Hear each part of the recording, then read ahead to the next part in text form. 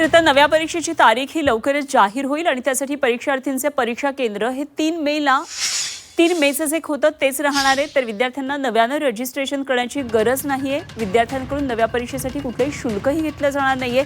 मात्र या नव्या परीक्षेसाठी नवं ओळखपत्र दिलं जाणार आहे। विद्यार्थी पालकांनी फक्त एनटीएच्या सूचनांवर लक्ष ठेवावं असं आवाहन केंद्राकडून करण्यात आलेलं आहे। तर 3 मेला झालेली नीटची ही परीक्षा आता रद्द झालेली आहे। त्यामुळे विद्यार्थ्यांसाठी नवीन सूचना आलेली आहे आणि ही परीक्षा कधी होणार लवकरच जाहीर होईल। मात्र या परीक्षेसाठी नव्यानं रजिस्ट्रेशन करण्याची गरज राहणार नाही। कुठलेही शुल्क यासाठी आकारलं जाणार नाही। केवळ सरकारने दिलेल्या सूचनांकडे लक्ष द्या असं पालकांना आणि विद्यार्थ्यांना आवाहन करण्यात आलेलं आहे।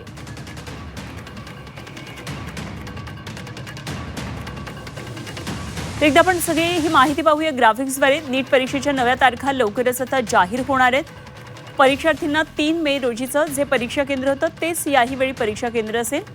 नव्यानं रजिस्ट्रेशन यासाठी करण्याची गरज नाहीये। तर नव्या परीक्षेसाठी कुठलेही शुल्क घेतलं जाणार नाहीये। परीक्षेसाठी नवं ओळखपत्र दिलं जाणार आहे। फक्त एनटीएच्या सूचनांकडे सर्व पालकांनी आणि त्याच्या विद्यार्थ्यांनी लक्ष द्यायचं आहे।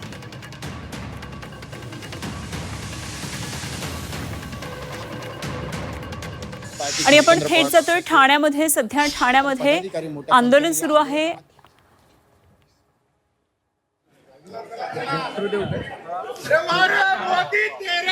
जितेंद्र आव्हाडांचं हे आंदोलन सुरू आहे। पंतप्रधान नरेंद्र मोदी यांनी जे देशभरामध्ये जनतेला आवाहन केलेलं होतं, पेट्रोल डिझेल कमी वापरा, इंधन कमी वापरा, गॅस कमी वापरा अशा प्रकारे आणि सोनं खरेदी करू नका असं जे आवाहन केलं होतं त्या विरोधात राजकीय वर्तुळातून प्रतिक्रिया उमटतात। आणि जितेंद्र आव्हाड यांनी आता हे आंदोलन त्यांच्या नेतृत्वात हे आंदोलन निघालेलं आहे। आणि आपल्याला या दृश्यांमध्ये पाहायला मिळते जितेंद्र आव्हाड सध्या घोड्यावर आलेले आहेत। मोदी म्हणतात पेट्रोल डिझेल कमी करा या ठिकाणी जे आपल्याला पाहायला मिळतं। आपण पाहिलं आणि त्यामुळे अशा प्रकारे जितेंद्र आव्हाड यांनी एक वेगळ्या प्रकारचं आंदोलन केलं। शुभम कोळी आमचे प्रतिनिधी या आंदोलनावर लक्ष ठेवून थेट जाऊया आपण शुभमकडे। शुभम, जितेंद्र आव्हाड यांनी एक अनोख्या पद्धतीनं आंदोलन केले, घोड्यावर बसून आलेत आणि मोदींच्या वक्तव्यावर एक प्रकारे टीका सुद्धा आहे। काय नेमकं आंदोलनाचं स्वरूप आहे? निश्चितच पाहिलं तर गेल्या काही दिवसांपूर्वी पंतप्रधान नरेंद्र मोदींनी त्यांच्या भाषणातून एक वक्तव्य केलं होतं की वर्षभर जे आहे ते इंधनाचा वापर कमी करावा। त्याच्यामध्ये पेट्रोल असेल, डिझेल असेल, खाद्यतेल असेल, इतर गोष्टींचा जो आहे तो समावेश होता। आणि त्यानंतर अनेक जण आक्रमक झाल्याचं पाहायला मिळालं होतं आणि त्यांनी देखील सत्ताधाऱ्यांवरती देखील टोळा जो आहे तो लगावला। एकंदरीत आपण पाहिलं तर कुठेतरी सत्ताधारी जे आहेत ते मोठमोठ्या गाड्यांमधून ताफा घेऊन फिरताना दिसतो। आणि ह्याच सर्व गोष्टींना कंटाळून जे आहेत आमदार जितेंद्र आव्हाड यांनी काल देखील थेट इशारा सत्ताधाऱ्यांना दिला होता, तुम्ही तुमच्या गाड्यांचा वापर जो आहे तो कमी करावा। मेट्रो असेल, रेल्वे असेल किंवा प्रशासनाच्या ज्या गाड्या आहेत त्यांनी प्रवास करावा असं थेट त्यांनी इशारा जो आहे तो काल दिला होता। आणि आता अशातच आमदार जितेंद्र आव्हाड त्यांच्या ठाणे येथील पक्ष कार्यालयामध्ये थेट घोड्यावरती बसून आलेले आहेत। तर बैलगाडी देखील काही कार्यकर्त्यांनी ह्या ठिकाणी आणलेली आहेत आणि सत्ताधाऱ्यांनी टीएमटी बसचा वापर करावा असा सल्ला देखील या आमदार जितेंद्र आव्हाड असतील किंवा त्यांच्या कार्यकर्त्यांनी जो आहे त्यांना दिलेला आहे। मोठ्या प्रमाणात कार्यकर्ते हे मोदींच्या विरोधात घोषणाबाजी करताना दिसून येत आहेत। तर त्यांनी जे वक्तव्य केलं होतं इंधनाचा वापर कमी करावा तसं देखील कुठेतरी आता निषेध करताना हे अनेक कार्यकर्ते एकंदरीत या ठिकाणी आंदोलनाच्या माध्यमातून दिसून येतील। अगदी शुभम, असे संपर्कात राहा। आपण पुन्हा एकदा प्रेक्षकांना सांगूया आणि जितेंद्र आव्हाड काही संबोधित करतात। अरे मोदी तेरा खेल, अरे वारे मोदी तेरा खेल,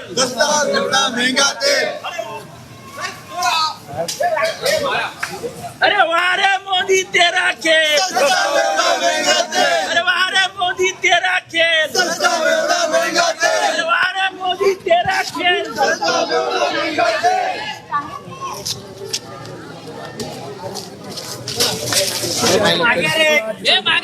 आपण पाहिलं तर वारे मोदी तेरा खेल। तर घोषणाबाजी सुरू आहे। अनोख्या पद्धतीनं जितेंद्र आव्हाड यांनी हे आंदोलन केलेलं आहे आणि घोड्यावर बसून आज ते पक्ष कार्यालयात येत आहेत आणि त्यांच्यावर कार्यकर्त्यांचा ताफा आहे। राष्ट्रवादी शरदचंद्र पवार पक्षाचे कार्यकर्ते आहेत।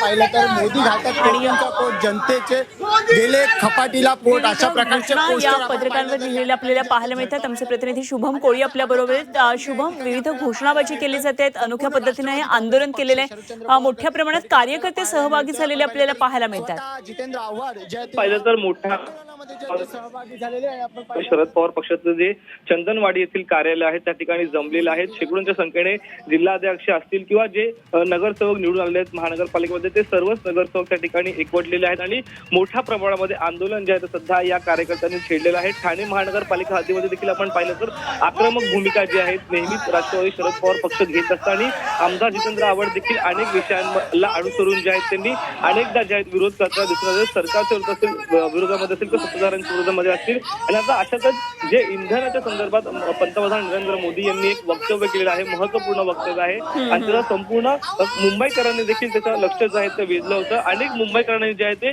इंधनाचा दर कमी करण्याच्या विरोधात जे आहे ती म्हटलं होतं. खरंय, पंतप्रधान नरेंद्र मोदी यांच्या या आवाहनानंतर राजकीय प्रतिक्रिया उमटताना आपल्याला पाहायला मिळतात. मात्र जितेंद्र आव्हाड यांनी तर अनोख्या प्रकारे हे आंदोलन केलंय. घोड्यावर बसून घोषणाबाजी करत जितेंद्र आव्हाड यांनी हे आंदोलन केलंय. शुभम कोळी आमचे प्रतिनिधी आपल्या बरोबर होते. शुभम, धन्यवाद दिलेल्या.